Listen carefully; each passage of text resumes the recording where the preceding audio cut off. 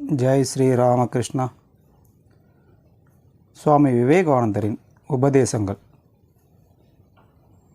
சீடர் காமத்தையும் பணத்தாசையையும் துறந்துவிட்டால் எல்லாம் கிடைத்து விடுமா? சுவாமிஜி, இந்த இரண்டையும் துறந்தால் வேறு தடைகள் உள்ளன. உதாரணத்திற்கு பேர் புகழை சொல்லலாம்.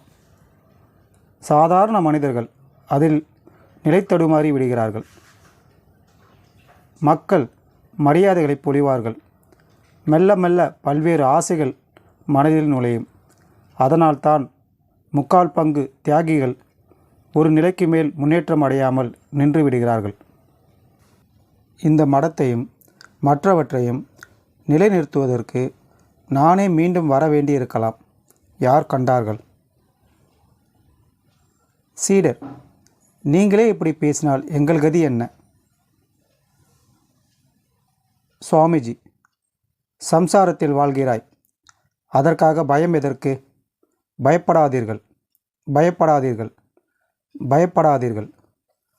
நாகமகாசாயரை பார்த்திருக்கிறாய் அல்லவா? இல்லறத்தில் இருந்தும் துறவியை விட பெரியவர் அவர். அவரை போன்றவர்களை பார்ப்பது அரிது. யாராவது இல்லறத்தானாக வாழ வேண்டுமானால் நாகமகாசாயரை போல் வாழட்டும். அவர் கிழக்கு வங்காளத்திற்கு ஓர் ஒளிவிளக்காக திகழ்ந்தார். அந்த பகுதியில் உள்ள மக்களிடம் அடிக்கடி அவரை போய் பார்க்கச் சொல்.